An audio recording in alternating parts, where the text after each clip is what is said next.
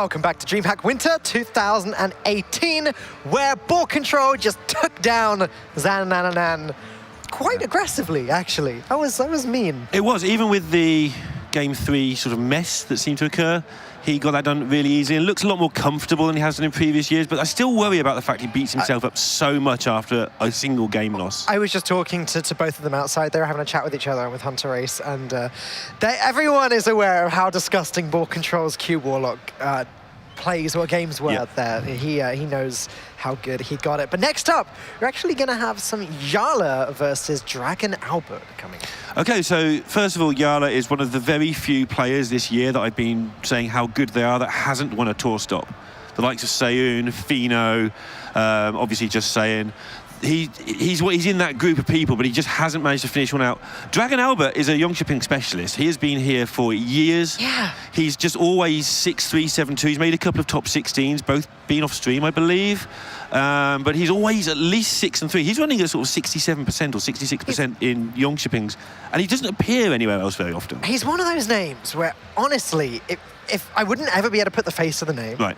But if I heard the name Dragonalbert, I would think DreamHack. Yeah. He's one of those names. And he cannot be understated. It's just he doesn't seem to tour as much as most of the others. He just loves this event and does really well here.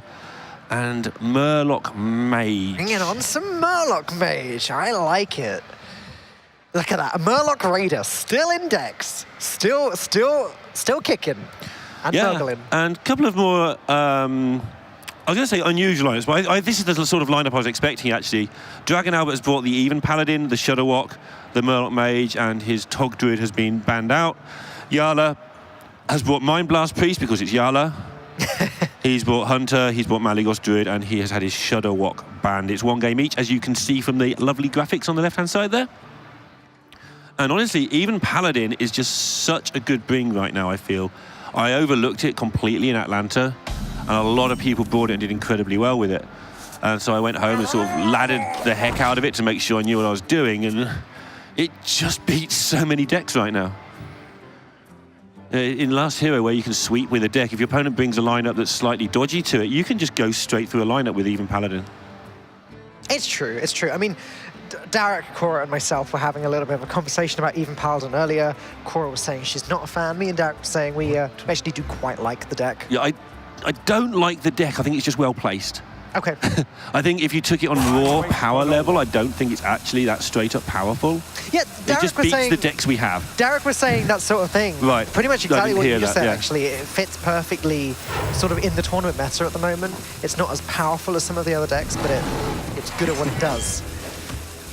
As every time I see Murloc Mage in a tournament this year, and I see that 1-mana 2/1 get slammed from the hand on turn, I genuinely question some things, Lorinda. You do?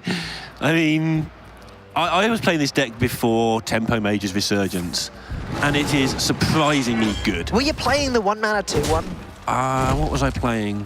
I was probably playing Mana Worm in that slot, let's face it. Right. Because that's the thing, right? Even though it's not a Murloc, it was still pretty decent. But it wasn't very good in this deck because you don't have that many spells. It was actually it was still fine. It was still Mana Worm. It's still better than a 1-mana 2/1. Yeah, but that 2/1, you do need that buff for the Rockpool Hunter, so... Yeah, it's true.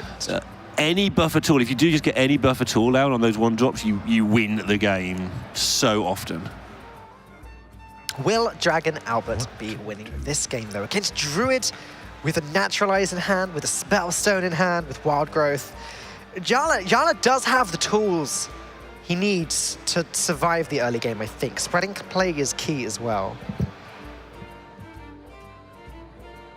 Yeah, he wants to get this Wild Growth in. He's just trying to work out the best time to do so, and he's trying to picture all the bad things that can happen if he plays it now, and quite a lot of bad things can happen if he plays it now. But if he doesn't, then Spreading Plague is so far away.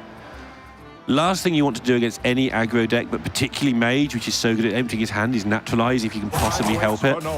But if you can Naturalize and Wild Growth and maybe give yourself some tempo to make up for their added value. One thing's for sure, is Jarla never does anything quickly. So he's happy to do it this way. It's the mark of a focused player, isn't it? I mean, Jarla is insane. He is He's not just sitting there chilling during those 75 seconds. He thinks about everything. Like you say, focus is very much the word. And he can do it all day. And he's proved that he can do it all day. And I'm not saying that as an insult to anyone that plays quickly. However, I know that that's the reason that I play quickly, because I do find it difficult to focus on the turn that I'm trying to make for the full amount of the turn. It is a skill to find... So someone like yourself who plays very naturally finds the best play very quickly a lot of the time. And then you look for another play and you go, well, it's not... Oh, Lorinda, I rarely find the best play. Believe me. Don't do that thing, Dan. We know you can. So, but then you look for your second best play to see if it's better and you miss something. And you're like, well, no, my best play is my best play because I found it really quickly. Right. And it puts you off, or it puts fast players off looking for more plays. Ixo, Casey, Breath, when he used to play insanely fast back in the day. Someone like Jarla, his special skill, if you like, as a Hearthstone player, is finding that seventh thing that he looks at and suddenly realising, hang on, this might work. And also thinking forwards as well. Like Realising all of the possible outcomes. Realising why the weird play might actually work, and then analysing, well, it's all right to spot the weird play. People like me will spot the weird play and go, hey, the weird play, let's do that because it's the weird play. Not because I'm like trying to meme, but because I think it's better, because I've spotted, I want to show how clever I am. Yeah, it can and it's be, actually just dumb, but it can he's be good very at it. difficult to assess the difference between like the cute play and the weird play that's actually going to be effective. This looks like a cute play, but it's also very effective right now. Just starting off with the Rock Wanter to get that Luna going. Look at that. Dragonalbert's managed to develop a decent board and a decent hand at the same time. Yeah, and holding back those war leaders so he can get through the spreading plague if needed. I mean, Sottle always sort of taught me, or taught everybody, that the cute play is almost always the wrong play. It's players like Jarla who can distinguish when the cute play isn't the wrong play. And it's not as easy as it sounds. Twitch chat will be like, oh, of course it's obvious, blah, blah. It's not obvious. People like Jarla, with his 4 top 16s this year, and his 100 match wins in tour stops this year, you know, these guys know when to do something slightly different. And it's the concentration you were talking about of keep looking for that one different thing and not get disheartened that it's almost never there, because it is almost never there. Gotta say, Lorinda, that was a good spreading plague. I am factoring the Arcane Tyrants into that. Yeah, they made the big difference, right? It was a good spreading plague turn. Sure was. As you said, the war leaders do allow Dragonalbert to deal with most of these taunts, but... Yeah, this is looking really tasty. There we go. With the Cold Light Seer, that's sort of completed this turn, hasn't it? Yeah, being able to deal with Luna is a big deal now as well, and finally getting rid of that means you know what you've got to deal with. 3 more cards and job done. MC Tech target as well. Jarla can play MC Tech Branching Pass if he wanted to just sort of battle back and make his own powerful board. Seems to be what he's looking at, and wouldn't blame him in the slightest. Maybe he could even trade against the Luna first to make sure he doesn't steal the weakest I think he wants minion. to maybe steal the Luna. You think that's what he wants? Yeah, I don't know. I don't think he minds. Well, let's have a look. If you steal the Luna... I guess it's better than stealing any Murloc, actually, because they all lose their buff when they switch sides. Yeah. So. Yeah, that's just a 2/3. Luna would have been better. So you just need the War Leader or the Luna. Yep. And there's no point trading into the others, because if you're going to steal the War Leader, they're going to get smaller, and then you've wasted a trade. So, okay, at least one attack buff, sure, because now the Tyrant trades straight with the War Leader. Going to go with both of them. Wow. Time waits for no one. Jarla just going for the most aggressive board that he can, knowing that Dragonalbert with the Murloc Mage doesn't really have anything he can do about this. Yeah, I mean, you've dealt with a War Leader, you've dealt with a Seer, and you've got the board. And yeah, Dragonalbert's thinking pose kind of says it all here. This is, and again, you're much more proficient at Murloc Mage than I am, and sure. I know you've played a lot more of it anyway. Wouldn't you say this is one of the reasons, or one of the ways in which Murloc Mage often loses, just because it can't get back on the board? Yeah, I mean, that's exactly why it loses. The Megasaur can give you a little bit of help, but the second you lose the board, you lose. That's why you need to play those silly 1-drops, because they make sure you're on the board right from the start. And you've got a lot to compete with these days on turn 1, you know. Odd decks, or rather even decks, sorry, you know, just automatically put you behind on board. But on the other side, you've seen this was one turn away from being an absolute massacre the other way. Sometimes the Mage just destroys you. You don't have the Plague, or you don't have the huge combination of stuff with the MC Tech that It was Jarla close. has. If not for the Plague plus the double Tyrant, Jarla would have maybe been in a slightly different position. Yeah, we've seen Double Tyrant do good work today. It's a very strong card. 0 mana, 4/4. These are the positions where I don't know how someone can concentrate as well as Jarla. I wonder. Why? Because it's so easy to win from here. Even I don't sit around worrying too hard about what the best player is here, I just kill them. But this is where that concentration is so huge. I mean, you can't play Priest for 150 Hearthstone tour matches, because I don't think I've seen him not bring it. You can't do that unless you're insanely concentrated. Mind Blast Priest, always. Well, that is going to be the game unless he can get, Dragonalbert can get a taunt, I guess. And then he just loses the turn after and then that he one just anyway. loses the turn after that one anyway. I feel a bit sorry for Dragonalbert, but I seem to feel that every time he's on stream, this happens to him. Like over the years, like since 2016 when I was first aware of him, he just seems to always have it. He does so well, and then his matches that he gets streamed don't get him that breakout. You said overall he's got a good win rate, right? Really good, like 29 wins and only 15 losses, 2 top 16s. And this isn't my normal, 73 top 16s because he's played a million tournaments. This is a guy who pretty much only plays in Sweden. Right. He obviously loves this event, and he's been coming since the dawn of time.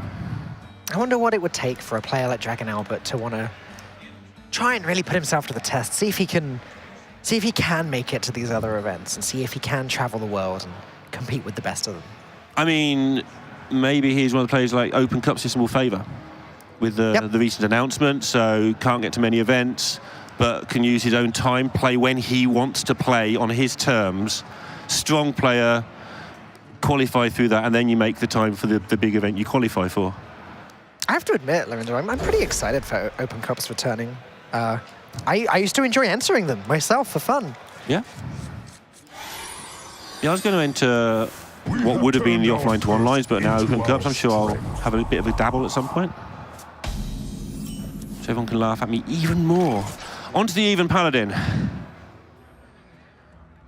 And this is just a good matchup for the Even Paladin. I think this is the reason that Even Paladin was tried, is hey, we can beat Druids, and it's hey, we can beat a lot of other things as well. Meanwhile, this is why it's bad for the Druid. It just doesn't have any answers to the onslaught of just repeated minions on board.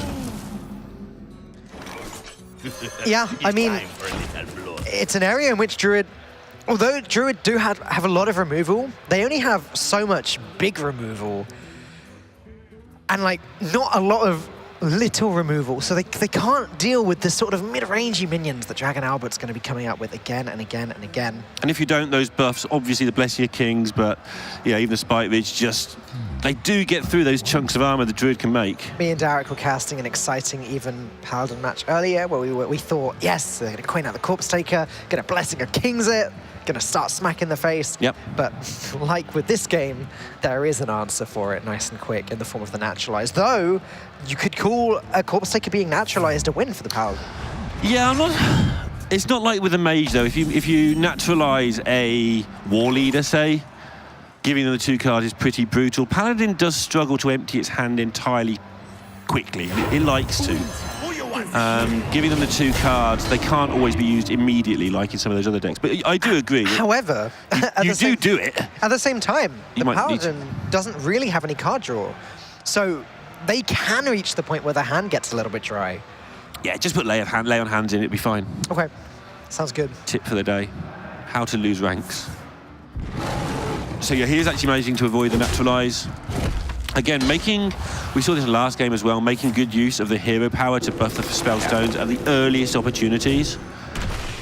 Even so though, yes, Jarla has dealt with one of these minions. Is he going to deal with the other, or is he going to allow this to get hit by that Blessing of Kings? Because that quite often is just turn 4 Even Paladin.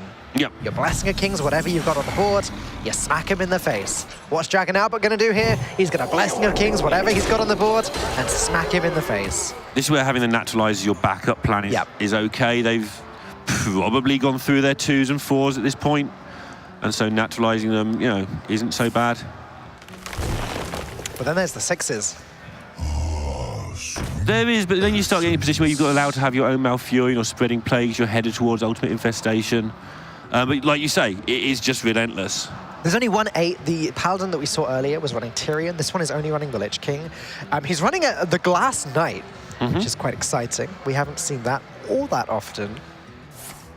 Yeah, with the little bits and pieces of healing they get, it does make sense. It almost never does its thing, but it's still a decent enough statted minion to...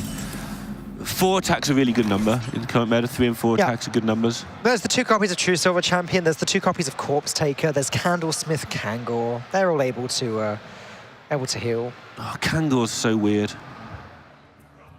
I always find that card you want to play it late to gain back armor, health in a race, but you end up dropping on turn 2 because you have to so often.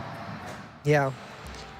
I mean, against aggressive decks, if you can play Kangor and then Spike Ridge Steed it, oh yeah, that is often just good enough to win the game. I mean, that's where the hero... This is why you play the even decks, because if you can Spike Ridge Steed anything against aggro, you win the deck. Yeah. I mean, you would love to play... I still think that maybe the best form of this deck isn't in even, but then that 1 mana hero power is just so much better than it looks. Look at turn 7 here. Absolute worst case against many decks is hero power Spike Ridge for 7. Yep. So where you were saying about the Mage, where it loses the board and it's gone, the Paladin always has that turn 7 play or turn 5 with Blessing of Kings to get back on board. That's true. Cards like 2 copies of Avenging Wrath that can deal a lot of burst damage. Right. Then again, the Murloc Mage does have fireballs and frostbolts and things. The Avenging Wrath's really cool because it just allows you to go for game plan A of hit you in the face, and you can switch away from that to defend yourself and then just finish off from the face damage you did many turns before. Yep. The opponent can't stabilize very comfortably a lot of the time. It's very difficult to play around Avenging Wrath as well. You get towards the late game portion of the game, you find yourself at around 12 health against this Paladin with 1 minion on the board. You have to start thinking, wow, a quality Avenging Wrath just almost kills me here. Yeah, like Void Lords become 1 health minions and you just Avenging Wrath them in the face for the other 7. Yeah. It's like, oh, that's not fun. It's the opposite of fun. It's being Avenging Wrath to death.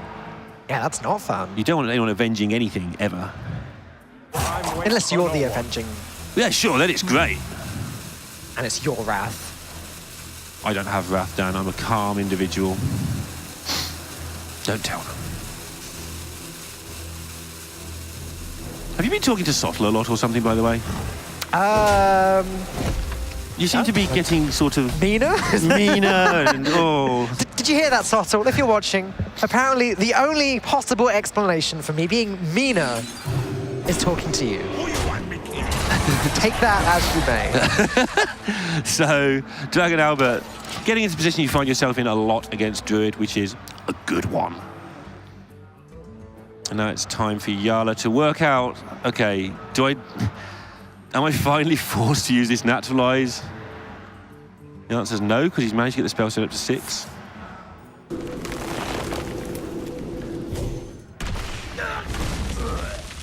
And he's still at a high enough health total that the Avenging Wrath isn't yet an issue. But the rest of his hand is. As simple as that.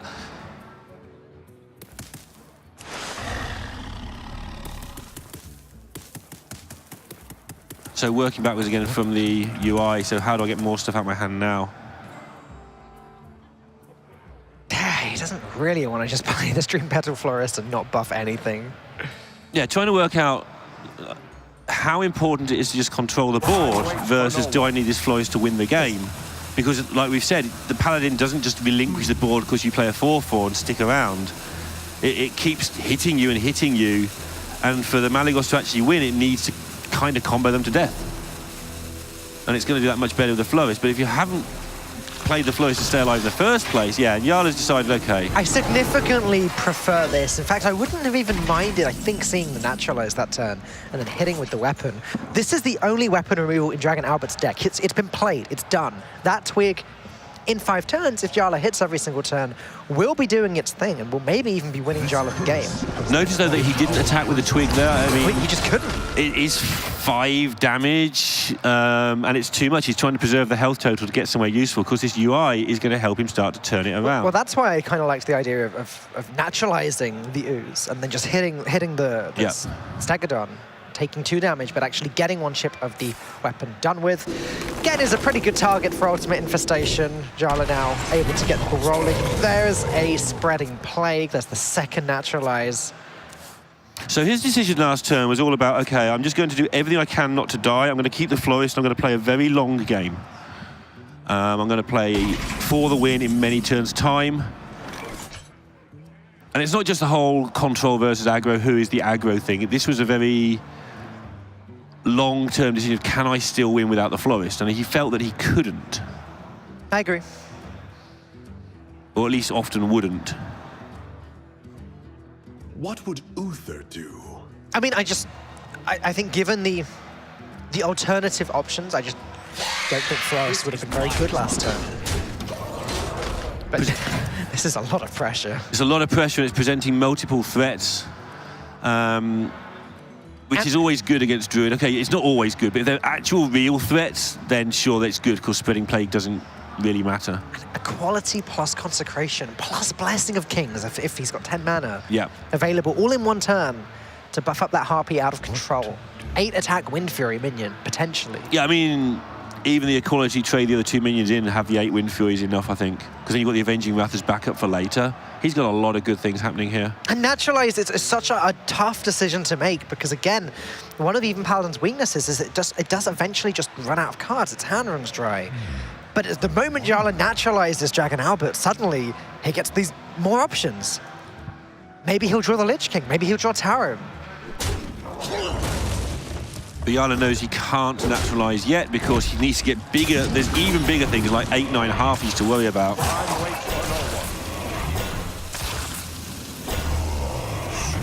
Okay, this is a monster of a turn from Jarla. And Dragonalbert, for all the fact we want him to have 10 mana to break through this, does only have the 9. So he's going to have to work out which of those 3 cards he doesn't want to use. And is the Equality actually any use? Jarla there going for the armor again, paying sort of homage to the fact that he's going for this super long-term combo kill you strategy rather than just, I'm going to defend against your minions here and now.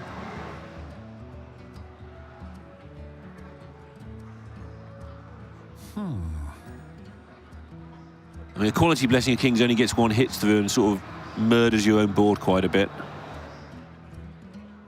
Another reason for keeping those Moonfires is to stop the Equality from being that good. If Dragonalbert just had 1 more mana, this turn would be so easy. What would Uther do? Yeah, well, that's where Druids come into their own. They have that extra 1 mana much earlier than you do. Or extra 7 mana or whatever they do. Is Equality Avenging Wrath worth considering? No, The thing not is, really. this is where Jarla, I think, his strategy is working out nicely for him. Is that the Equality just gets picked off by the Moonfires. True. Yeah, you can Equality Blessing of Kings, which I think feels like the right play, but the Moonfires are going to destroy anything that remains. Nothing is going to remain. Wow, good Consecration instead. Yeah. Forcing through the damage he can now, again, playing to that Avenging Wrath. 18's reasonably low for Jarla. And again, just look how dry Dragonalbert's hand is. No Valanier drawn yet, no Lich King. Not even cards like the Glass Knight, Soundite Chain Gang. Tarim, like, Dragonalbert hasn't really drawn any of his late game.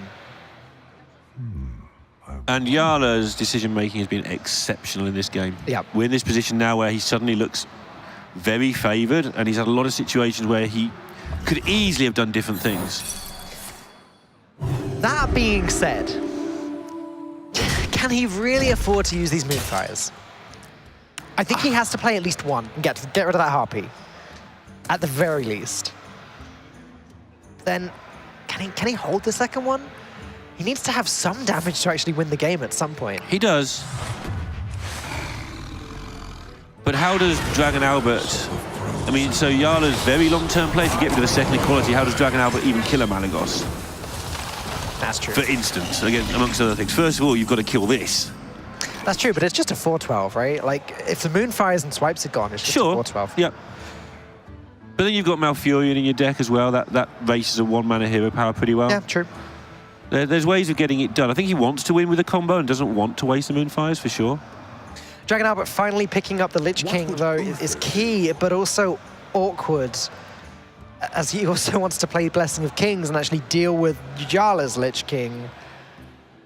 He can't fit in both. Is he even looking at the Avenging Wrath here? He sort of hovered over it for a minute. Well, he could play Avenging Wrath and also Blessing of Kings and hopefully clear off the Lich King without wasting both minions. Yeah, that's what he's hoping to do. The maths of it is so complicated. So if he does launch the Avenging Wrath here, which he does, to hit the Lich King 4 times or more, was pretty likely. Act now. Well, he just got like as much the average result as possible, right? Like half of them went face, half of them hit the Lich King. Yeah. Yeah, it's about... Oh, this feels so bad. He was 63% to hit it 4 times or more there. 64%. Oh, really? Yeah.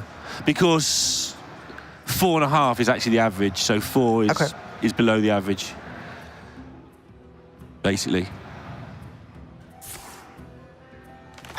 Dragonalbert just had to play the Blessing of Kings just to save his Hydrologist. I don't even know if that was worth it. So yeah, I worded that badly, but basically, yeah, above 4 is what you expect. 4 or more is what you expect. Okay. Because the average is 4. Right. But that counts in 4 or more. Okay. So the average is on your side. Sorry to, yeah. Just to clear that up, because Twitch always get on my back when I get numbers wrong. I'm right, it's 64%. Maths with Lorinda. Dum-de-dum. Is that the theme song? Just dum-de-dum. Yeah. Dum-de-dum. Just dumb maths. All right, so Dragonalbert, like you've been saying all game, slowly but surely ran out of things. And yeah, Jarla goes, wow. Wow. Emptying that hand out for not overdrawing. Clearly, Jarla is not trying to win with the combo. I mean, he doesn't need to now. I think he was at one point, but now he's just managed to exhaust Dragonalbert of everything. Now he just outlasts his opponent. He might have to finally play a Naturalize here, which isn't ideal. But he can play it with Alexstrasza. That's not bad. Yeah, it seems fine. And I mean, Jarla's played this like he plays Prix, let's face it. And now the end is in sight, and Jarla going to go to 2-0. And I don't think, with respect to everybody else in the room, there's anybody I'd like to see win this more than Jarla. The whole tournament? Yeah. Why is that? Again, he's just one of the very, very few players now who's left that is of that standard who should have won a tour stop who hasn't. Like with Seoun picking up the one in Atlanta, we are rapidly running out of names now for... There's Kallax, there's Ball Control, but he won Seat Story, there's maybe Impact, there's Jarla. There's not many people who have regularly been in all these top 16s who haven't got it done. PNC maybe. There's probably 2 or 3 I've missed off that list off the top of my head as well, but we're running out of names, and Jarla is one who, not having won a tour stop, is kind of criminal right now. Of course, he was teammates with Pukrovac, who we had on stream earlier in the Hearthstone Global Games last year, which they won. Yeah. Oh yeah, he's done really well out of Hearthstone, but never had that big breakthrough, that big individual breakthrough. Yeah. He's probably one of those names, and there's quite a few players like this, but one of those names that anyone that follows the Hearthstone scene, yeah, like seriously, like we do, like loads of you watching at home, I'm sure do. You'll know who Jarla is, but for anyone that watches on a more casual basis, he's not necessarily a name that's going to seem that familiar. Yeah, I agree with that. But he's been to a lot of playoffs and sort of, again, not had the big breaks that we'd all like him to have, I think. And now just tidying up. We see quite a lot of Jarla because he's often the last to finish. He is a very slow player, and he always plays Priest. Not in this round of the Swiss, though, as apparently there are still some of those warrior players out and about. Oh, okay. Doing their things. Good old warrior player. Maybe seeing some of that soon. Ruining tournaments since 2014. I bring life and And Alexstrasza coming down with the flute. Jarla just feeling pretty safe here with Quality's gone, Avenging Wrath's gone, Consecration's gone. There may be 1 or 2 of those cards still loitering around in the deck, but... What are these things with... And he's not happy. Like, he was shaking his head there. There's something about this turn that obviously wasn't quite right. Probably Mr. Lee or Probably something by the look of though, that. actually. Looking at how close he is, like, and the tools in the hand, there must have been some way to get there. Oh, he could have got to 5 and he's got UI in hand. Maybe that was it. I don't even want to speculate. I can't reconstruct that turn. It was hours ago. Dragonalbert. He's clutching his temples. His temples will get him there somehow. No, maybe not. Uther do? Yeah. Double Pyromancer plus Death Coil. It's like he can. Yeah, it's like he can almost maybe. see something. That's the thing here. He's obviously got an idea that he can't quite get around. He can True Silver, the weaker Alexstrasza and Saronite. Maybe then he survives until next turn and draws an equality. Yeah, that's the plan. Find that equality. That's a good call. Yeah, Saronite and hope. Maybe he even has to Death Coil his own face. Maybe. No, don't MC Tech, sure, okay.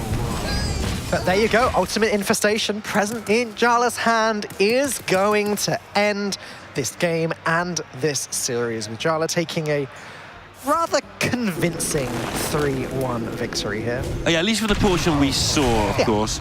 But yeah, winning with Druid against the Even Paladin, a big deal there. Saves him having to go into the Prix match, which would have been an okay spot for him. But Dragonalbert, yet again, we get to see him losing on stream, despite the fact he wins so many matches off stream. And there was nothing there for me to suggest that it's nerves. He seems perfectly comfortable. It's just numbers of small sample size of the number of times he's been on stream. I have no doubt that he will get his day if he continues attending these DreamHack Yonshipping events. Yeah, DreamHack Summers, DreamHack Winters, he'll get there. Yeah, he's missed out on tie breaks a few times as well. He really has been there or thereabout for so many DreamHacks. But Jarla has been there for many events this year, and yet again off to a strong start.